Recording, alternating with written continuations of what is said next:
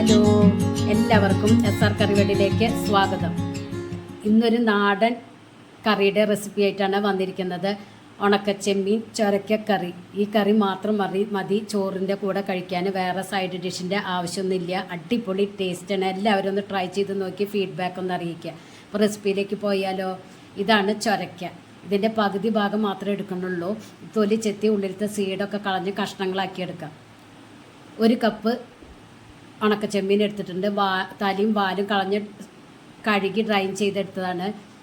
1 cup ചൊരക്ക എടുത്തിട്ടുണ്ട്. 1 cup തിരുമ്മിയ നാളികേരം. ഇനി ചൂടായ പാനിലേക്ക് കഴുകി വെച്ച ചെമ്മീൻ ഇട്ട് കൊടുക്കുക. അതിലത്തെ വെള്ളമൊക്കെ ഡ്രൈ ആയതിന് ശേഷം അതിലേക്ക് കുറച്ച് വെളിച്ചെണ്ണ ഒഴിച്ചിട്ടൊന്ന് റോസ്റ്റ് ചെയ്തെടുക്കുക. നല്ലതുപോലെ റോസ്റ്റ് ചെയ്തെടുക്കണം.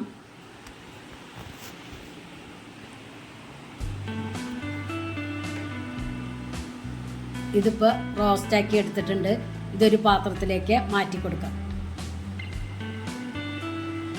ഇനി അതേ പാനിലേക്ക് കുറച്ച് വെളിച്ചെണ്ണ ഒഴിച്ച് എടുത്തു വെച്ച നാളികേരം ഇട്ട് കൊടുക്കുക.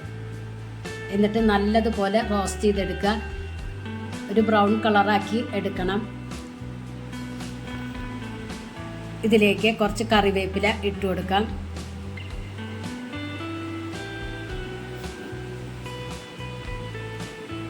ഒരു ടീസ്പൂൺ കാശ്മീരി മുളക് പൊടിയും 1/2 ടീസ്പൂൺ എരിവുള്ള മുളക് പൊടിയും 1/2 ടീസ്പൂൺ മല്ലിപ്പൊടി 1/4 ടീസ്പൂൺ മഞ്ഞൾപ്പൊടി ഇട്ട് കൊടുത്ത് നല്ലതുപോലെ റോസ്റ്റ് ചെയ്തെടുക്കുക.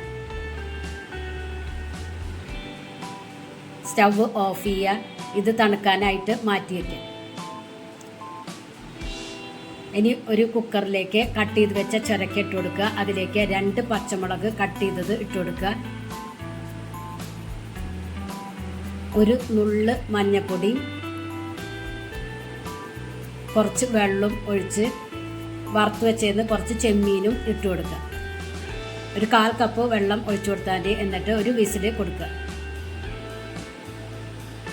ഇത് വെന്ത് വരുമ്പോഴത്തേനും നമുക്ക് അരപ്പ് റെഡിയാക്കി എടുക്കാം.